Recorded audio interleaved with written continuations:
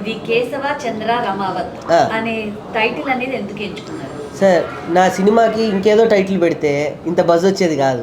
ఇక్కడే కాదు, ప్రపంచవ్యాప్తంగా చాలామంది అంటారు నీకు ఏంటి రాజకీయాలతో సంబంధం, నీ వయసు ఎంత, నువ్వేంటి, నీ వెనక ఎవరున్నారని. నేను మిమిక్రీ చేసేటప్పుడు నా వెనక ఎవరు లేరు, ఈరోజు కూడా నా వెనక ఎవరు లేరు. కాకపోతే ఇప్పుడు నా వెనక ఎవరున్నారు అని చెప్పలేను, కానీ నా పోస్టర్ ఉంది, నేనే ఉన్నా, మళ్ళీ నా వెనక కూడా నేనే ఉన్నా, నా పక్కన ఇప్పుడు నా భార్య ఉంది, అంతే ధైర్యం, ఇంకేమీ లేదు. సో కేసీఆర్ అంటే కేశవ చంద్ర రమావత్ అంటే ఇది ఒక అభిమాని కథ. రేపు నాకు తెలిసి ఈ సినిమాని ఇక్కడ చంద్రబాబు గారి ఫ్యాన్ కూడా చేయొచ్చు, నాలాంటి కుర్రోడు వచ్చి ఆమె ఫ్యాన్ ఆఫ్ సిబిఎన్ అని కూడా సినిమా చేయొచ్చు. కానీ సినిమాకి పేరుకి ఎటువంటి ఇది ఉండదు, ఒక ఇన్స్పిరేషన్. యాక్చువల్గా అక్కడ కేసీఆర్ అనగానే మనకి తెలంగాణ మాజీ ముఖ్యమంత్రి గుర్తొస్తారు. సో అలాంటప్పుడు ఆ టైటిల్ ఎంచుకోవడం వల్ల ఏమైనా కాంట్రవర్సీ ఉంటుంది? కాంట్రవర్సీ అయితే ఈ పాటికి చాలా కాంట్రవర్సీ అవ్వండి. రాకేష్ అనేవాడు అందరు ప్రేమించే వ్యక్తి. విజయవాడలో ఇన్ని కెమెరాలు వచ్చాయి నా కోసం అని అంటే నేను చాలా ఆనందపడుతున్నా. ఒక చిన్న స్థాయి నుంచి ఈరోజు ఈ స్థాయి వరకు వచ్చాయి, ఏ కాంట్రవర్సీ లేకుండా. నా మిమిక్రీ అనే ఒక ఆయుధంతో నేను ఒక వెంట్రలోకిస్ట్గా నా యొక్క ప్రయాణం మీ అందరికీ తెలుసు.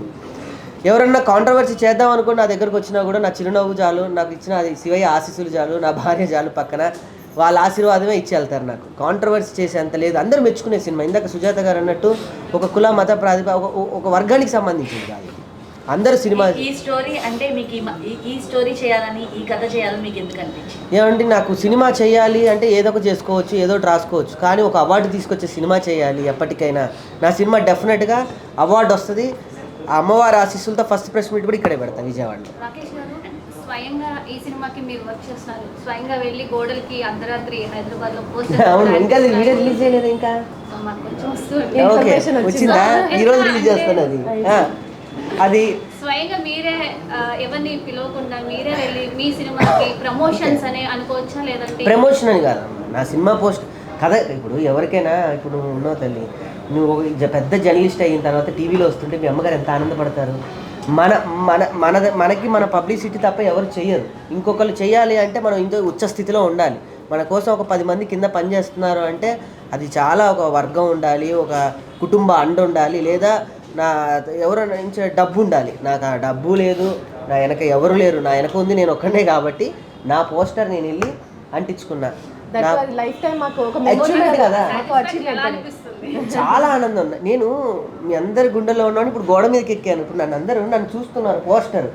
ఒక పోస్టర్ మీద మనం కనిపించామని అంటే అంతకు పెద్ద జీవితంలో ఇంకేముంటుంది. దానికోసమే కదా కళాకారుడు ఇంతగా. నాకన్నా ఇంకెంతమంది ఉన్నారు నా స్నేహితులు.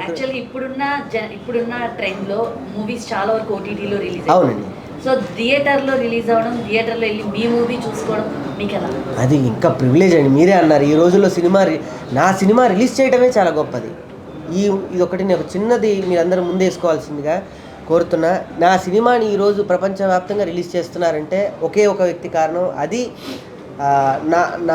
నా అనుకునే నాకు దేవుడు ఇచ్చినటువంటి గొప్ప వ్యక్తి దీపా ఆర్ట్స్ శ్రీనివాస్ గౌడ్ గారు. ఈ సినిమాని ఇక్కడ తెలుగు 2 రాష్ట్రాలతో పాటు మిగతా ఒరిస్సా, కర్ణాటక, హుబ్లీ అటువంటి ప్రాంతాల్లో కూడా నాది వాళ్ళే డిస్ట్రిబ్యూట్ చేస్తున్నారు.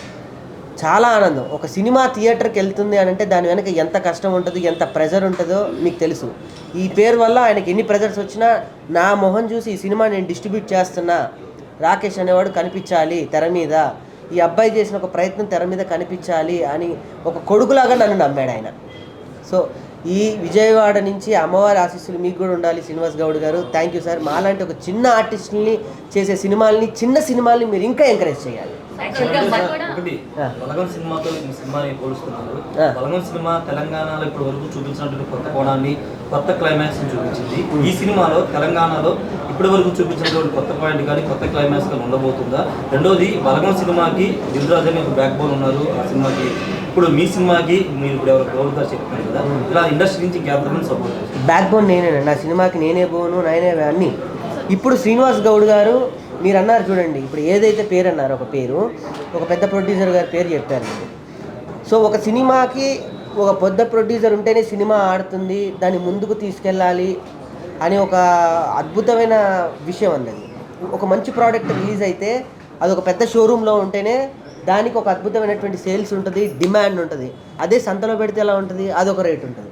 కానీ నా సినిమా సంతలో పెట్టినా అదే రేట్ ఉంటుంది, అదే తీసుకొచ్చి ఏసీ మీరు షోరూంలో పెట్టినా అదే రేట్ ఉంటుంది. వజ్రం ఎక్కడైనా వజ్రమే. నా సినిమా నాకు వజ్రం లాంటిది. సో డెఫినెట్గా నా సినిమా రేపు అవార్డు వచ్చిన తర్వాత మీరు అన్న పేరు దిల్ రాజు గారు, ఆయనతోనే నేను ప్రకటిస్తాను ఈ అవార్డు. నాకు చాలా హెల్ప్ చేశారు ఈ విషయంలో దిల్ రాజు గారు కూడా.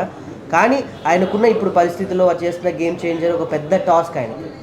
నాలాంటి ఒక ఆర్టిస్ట్ దిల్ రాజు గారి దగ్గరికి వెళ్ళి నేను మాట్లాడే స్థాయికి వచ్చానంటే నేను అక్కడే నా సినిమా హిట్ అయినట్టు. ఆయన ఇచ్చిన టైమే నాకు చాలా గొప్ప టైం.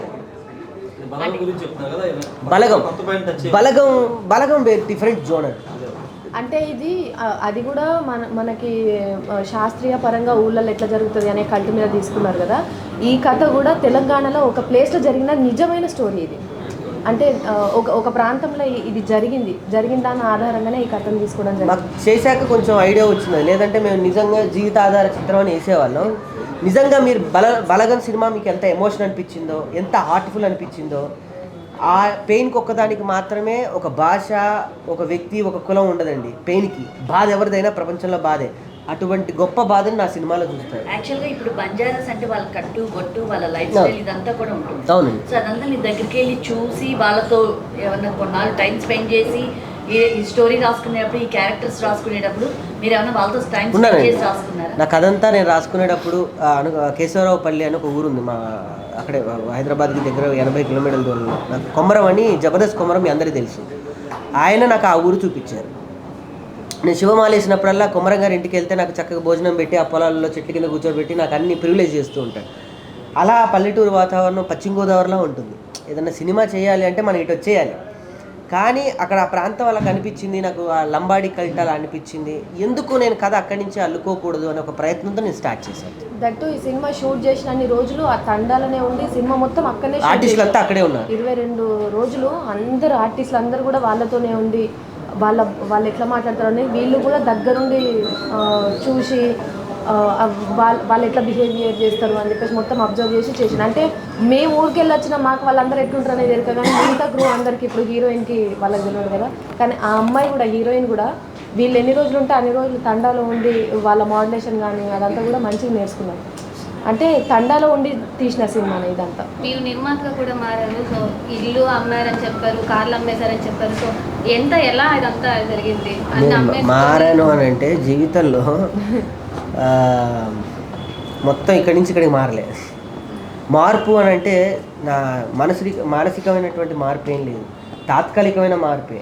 అవి కూడా మనకు అంత ఇంపార్టెంట్ ఏమి ఉంటుంది నా లైఫ్లో. ఒకప్పుడు పెద్ద ఖరీదైన వాచ్ పెట్టుకుంటాం, ఇప్పుడు దేవుడిది పెట్టుకున్నాం అంతే. కారు ఉంటుంది, కాళ్ళు ఉన్నాయి, రేపు అవన్నీ కూడా అశాశ్వతం. శాశ్వతమైంది ఒకటే, మార్పు లేదు, గుండె ఒకటి మాత్రమే. ఏది ఉన్నా ఏది లేకపోయినా ఆత్మస్థైర్యం ఉంటే చాలు. అది నేను పెద్దగా ఏమీ లేదండి. అంటే నన్ను నేను నమ్మకపోతే ఎవరు నమ్ముతారు అని సినిమాకి. మీకు మీరు నమ్మకపోతే, మీ ఇంట్లో వాళ్ళు నమ్మకపోతే ప్రపంచం మిమ్మల్ని నమ్మదు. ఫస్ట్ మనకి మనమే సేల్స్ బాయ్, మనకి మనమే ధైర్యం, మనకి మనమే బూస్టింగ్, మనకి మనమే క్రియేట్ చేసుకోవాలి మనం ఇన్బుల్ట్గా. తప్ప మనల్ని మనం నమ్మిన తర్వాతనే ఒక 10 మంది డెఫినెట్గా నమ్ముతారు అనే ఒక ఉద్దేశంతోనే నేను ఈ ప్రయత్నం ఒక ప్రొడ్యూసర్గా చేశాను. తప్ప నాకేదో వెనక నుంచి కోట్లు వచ్చో, లేకపోతే నాకేదన్నా బినామీ అయ్యిండో, లేకపోతే చాలామంది అనుకుంటున్నట్టు నేనేదో పెద్ద బీఆర్ఎస్ పార్టీకి నేనేదో పెద్ద అది కాదు. నేను ఒక కథను నమ్ముకున్నాను, ఆ కథని ముందుకు తీసుకెళ్ళడానికి నా ప్రయత్నం నేను చేశాను. మరి ఎట్లా తీసుకొస్తాం? వాళ్ళందరినీ డబ్బులు ఇచ్చి తీసుకొస్తామా? ప్రేమ ప్రపంచంలో ప్రేమ మాత్రమే మనల్ని మనుషుల్ని రప్పించగలదు. డబ్బు ఇస్తే అక్కడి వరకే ఉంటారు, మనసు ఇస్తే ఇక్కడ వరకు ఉంటారు. సో మీ డ్రీమ్ ఫుల్ఫిల్ అయిందండి? అవ్వలేదండి. అవార్డు వచ్చాక మీరు అన్న మాటకి టోటల్ ఫుల్ఫిల్ అయిపోద్ది ఈ సినిమాకి. అప్పుడు నేను ఎండ్ కార్డు వేస్తాను, అప్పటిదాకా పడుకోను. యాక్చువల్లీ ఈ సినిమాకి ఎండ్ కార్డు సినిమాలో పడుతుంది. నాకు ఎండ్ కార్డు ఎప్పుడంటే ఒక 3 అవార్డులన్నా దీనికి తెచ్చి పడుకోండి, మా ఆవిడ ముందు గర్వంగా 3 అవార్డులు వచ్చినాయి, ఓకే ఇప్పటికైనా నమ్ము అని అంటే అప్పుడు చాలా బాగుందండి, చాలా బాగుంది. అంటే ఒక విజయవాడలో నేను ఎప్పుడు ఒకసారి ఇక్కడికి వచ్చినప్పుడు చెప్తాను, నేను ఇద్దరిని దర్శించుకుంటాను. ఒకటి కొండ మీద మా అందరికీ నచ్చినటువంటి కనకదుర్గమ్మ, అందరినీ కాపాడుతున్న కనకదుర్గమ్మ, నన్ను కాపాడే మా రోజమ్మ అని డెఫినెట్గా నేను ఘంటాపదంగా చెప్తా. రాజకీయాలకు అతీతంగా నేను అంటే మీరు అన్నట్టు మీరు నిన్న నా ప్రీలీజ్ ఫంక్షన్లోనే రాజకీయాలు అతీతంగా అందరూ వచ్చారు. ఇంకొక ఆనందకరమైన విషయం ఏంటంటే మన భీమవరంలో జరిగిన ప్రభాస్ ఫ్యాన్స్ బర్త్డేలో కూడా ప్రభాస్ గారి ముందు కేసీఆర్ ఫ్యాన్ నమస్తే అని చెప్పా. అయినా నన్ను ఎంత ఆదరించారు. రోజా గారి విషయం మీరు ప్రత్యేకంగా అడిగారు కాబట్టి ఒక తల్లిగా నేను ఈరోజు కొడుకుగా ఇలా ఉన్నాను అంటే ఒక తల్లి ఎంత నిజమైన ఆనందపడుతుందో తను అంతకన్నా ఎక్కువ ఆనందపడుతుంది. తనకు కూడా అంత ఎక్కువ బాధ్యత ఉంది. ఆ అమ్మ బ్లెస్సింగ్స్తో నేను ఇక్కడికి రావడం జరిగింది. సో థియేటర్లో మీ బొమ్మ పడ్డాక ఇప్పుడు మరి మళ్ళీ చిన్న స్క్రీన్కి బుల్లితెరకి వస్తానండి. ఇవాళ రేపు ఫోన్ ఉండి చిన్న స్క్రీను పెద్ద తెర ఏమీ లేదండి. సోషల్ మీడియా కూడా చాలా ఇన్ఫ్లుయెన్సర్స్ ఉన్నారు. వాళ్ళే స్టార్స్. నిజం చెప్పాలంటే వాళ్ళకున్నంత ఫ్యాన్స్ ఎవరికి లేరు. నిజం చెప్పాలంటే ఒక సినిమా వస్తే కొంతమంది ఫ్యాన్సే ఉంటారు. సోషల్ మీడియా వాళ్ళు ఎప్పుడు ఉంటారు, వాళ్ళకే అసలైన ఫ్యాన్స్. నిజంగా చెప్తున్నాను, నా విజయవాడలో ఉన్న ఇన్ఫ్లుయెన్స్ అందరికీ కూడా నా సినిమాని ముందుకు తీసుకెళ్ళి నా సినిమాకి జనాల్ని తీసుకొచ్చేంత బాధ్యత మీకు అప్పచెప్తున్నాను. చెప్పండి, అంటే కేసీఆర్ గారి అభిమానం చెప్తున్నారు, అందుకే కేసీఆర్ అనే షార్ట్కట్ ఫామ్లో పెట్టారు. ఎందుకని సినిమా ప్రమోషన్లో కేసీఆర్ గారు కానీ కేటీఆర్ గారు కలిసి ఏమన్నా ట్రైలర్ కానీ లాంచ్ చేయించలేకపోయారు? ఫస్ట్ పాటనే కేసీఆర్ గారు రిలీజ్ చేశారు. ఫస్ట్ పాటే కేసీఆర్ గారు. నేను యాక్చువల్లీ ట్రైలర్ రిలీజ్ చేద్దాం అనుకున్నా. ట్రైలర్ అనేది అల్టిమేట్ కదా గోల్. అలాంటిది మొదటి పాటికే కేసీఆర్ గారు నన్ను పిలిపించుకొని కేసీఆర్ గారు నన్ను చూశారు. కేసీఆర్ గారు కలవడం అంటేనే ఒక పెద్ద విషయం. ఆయన ఒక ప్రివిలేజ్. ఆయన కలవడం అంటేనే నాకు ఒక పెద్ద అవార్డు వచ్చింది, దాంతో సమానం. రేపు 22 ఈ సినిమా ప్రపంచవ్యాప్తంగా వస్తుంటే 23వ తారీఖు నేను ఉదయం 10 నుంచి లేదా మధ్యాహ్నం నేను పెట్టుకున్న టైంలో కేసీఆర్ గారికి నేను ఈ సినిమా చూపిస్తున్నాను. తప్పకుండా ఆయన బాధ్యత చూడాలి. ఆయన పేరు పెట్టినందుకు చూడాలని కాదు, తెలంగాణలో ఒక గ్రామానికి సంబంధించిన సినిమా. ఆయనకి నచ్చినాయి పాటలు, సాహిత్యం నచ్చింది, పాటలు నచ్చాయి, కథలు నచ్చాయి. ఫైనల్ గా మీ లక్ష్మి ఆయన ఎవరు అడగ ఎలా అనిపిస్తుంది? పాప పుట్టాక ఈ చేంజ్ అంతా మీకు ఎలా అనిపిస్తుంది? మరి చూడడానికి బాగుంది కాదు, ఆత్మ సంతృప్తిగా ఉంది. ఇప్పుడు కదా జీవితం అంతా నిండు పౌర్ణమి అని అంటారు. బేసికల్లీ అందరూ ఏమంటారంటే ఇల్లు కట్టి చూడంటారు. నేను ఇల్లు కట్టేశా. పెళ్లి చేసి చూడంటారు, పెళ్లి చేసుకున్నా. సినిమా తీసి చూడు అంటారు, సినిమా చేశా. జీవితానికి 3 ఫుల్ఫిల్ అయిపోయాయి, ఇక చాలు అని. ఇక్కడ ఆగిపోద్దా నెక్స్ట్ సినిమా చేస్తారు? ఏంటండి సినిమాతో ఆగిపోద్దా నెక్స్ట్ ఇంకా సినిమాలు చేస్తారు? సినిమాతో ఆర్టిస్ట్ని ఎప్పుడు కూడా ఆగిపోతామని అడగొద్దు. బిజినెస్ మ్యాన్ అడగండి, బిజినెస్ మ్యాన్ ఎప్పుడైనా అడగండి ఈ మాట. సార్ మీరు ఎన్ని కోట్లతో ఆగిపోతారని అడిగితే నేను ఇన్ని కోట్లు నా టార్గెట్ సార్, 100 కోట్లు ఆగిపోతా అంటాడు. లేదా ఒక బట్టలు అమ్మే వ్యక్తిని అడిగితే సార్ మీ టార్గెట్ ఏంటంటే నేను ఒక పెద్ద షోరూమ్ కట్టుకుంటాను అక్కడితో ఆగిపోతానని అంటారు. ఆర్టిస్ట్కి ఎప్పుడు టార్గెట్లు ఉండవు సార్. రేపు కట్టగాలేంత వరకు తెర మీద కనిపించాల్సింది. రిజల్ట్తో సంబంధం లేకుండా ఎవరు రిజల్ట్ ఏం లేదు గురుజీ. ఇక్కడ మనం ఒక మిమిక్రీ ఆర్టిస్ట్ నుంచి స్థాయికి వచ్చాం. రేపు సినిమా ఇది ఒకటి చాలా మంచి పాయింట్ సార్ మీరు అడిగింది. మనకి ఎదుదోడు అంటే ఓటమి విజయం ఎలాంటివో సినిమా ఇక్కడ వరకు తీసుకొచ్చానంటేనే నేను సక్సెస్. ఒక చిన్న ఆర్టిస్ట్ అనేవాడు రేపు నేను సినిమా రిలీజ్ చేస్తున్నానంటే నా లైఫ్లో ఎంత పెద్ద సక్సెస్ మీకు తెలుసు. ఇప్పుడున్న పరిస్థితుల్లో మేడం అన్నట్టు థియేటర్ వరకు సినిమాని తీసుకురాగలిగానంటే రేపు ఆఫ్టర్ కరోనా తర్వాత పెద్ద సినిమాలు, పెద్ద బ్యానర్లు వాళ్ళు తప్ప ఇంకా వేరే సినిమాలు లేవు. నా సొంతంగా నేను నిర్మించి ఈరోజు ఇక్కడ తీసుకొచ్చాను అని అంటే ఒక సినిమాతో నేను ఇంత తెలిసినాడు. సినిమా మొత్తం మ్యాజిక్ తెలిసింది. ఇప్పుడు బంబోలే నాది ఉంటుంది నెక్స్ట్ సినిమా. తెలంగాణ ఆంధ్ర అభిమానులు మీకు చాలా హెల్ప్ చేశారు సార్ ఈ విషయంలో. ఏదైనా చెప్తున్నాను, నాకు అన్నం పెట్టి నాకు డబ్బులు ఇచ్చి నాకు మిమిక్రీ షోలు ఇచ్చి నాకు పెళ్ళిళ్ళలోను బర్త్డే పార్టీల్లోనూ నాకు ఇక్కడ ఉన్న ఆత్మీయులు నన్ను ఇక్కడ చాలా గోకుల్ టెక్స్టైల్స్ అని ఇక్కడ ఉంది కిషోర్ గారు, నాకు ఆయన తండ్రి సమానులు. ఇక్కడ నాకు ఎంతోమంది ఆత్మీయులు ఉన్నారు. ఇక్కడ పలకరింపు, ఇక్కడ అన్నం, ఇక్కడ అది ఇష్టం. అలాంటిది నా రేపు ఇక్కడున్న సక్సెస్ని అంతా రేపు నా తెలంగాణ ప్రజలు కూడా ఇప్పుడు నేను వచ్చి మాట్లాడుతుంది ఆంధ్రలో తెలంగాణ ఉన్న కళాకారులందరి తరపున తెలంగాణ బిడ్డగా నేను మాట్లాడుతున్నాను. రేపు ఇంటికి వెళ్ళాక నా వాళ్ళు కూడా నాకు చక్కటి అరే మావాడు కూడా చెప్పాడు కదా పాపం అంత బాధ పెట్టాను, వెంటనే పంచపక్ష పరవాణాలు పెట్టాలి మా వాళ్ళకి అని అనుకుంటారు. సో ఇక్కడి నుంచి యాక్చువల్లీ ఇక్కడికి వచ్చి ఆంధ్ర ప్రజలను అడగాలి, కానీ ఇక్కడి నుంచి నేను మా తెలంగాణ ప్రజలందరిని అడుగుతున్నా. ఈ సినిమా మీది, ఈ సినిమా మనది, ఈ సినిమా మట్టి వాసన, పల్లె, పట్టు, తేనె, లంబాడి అంతా మనది. సో వీళ్ళందరూ ఆల్రెడీ ఆశీర్వదించారు.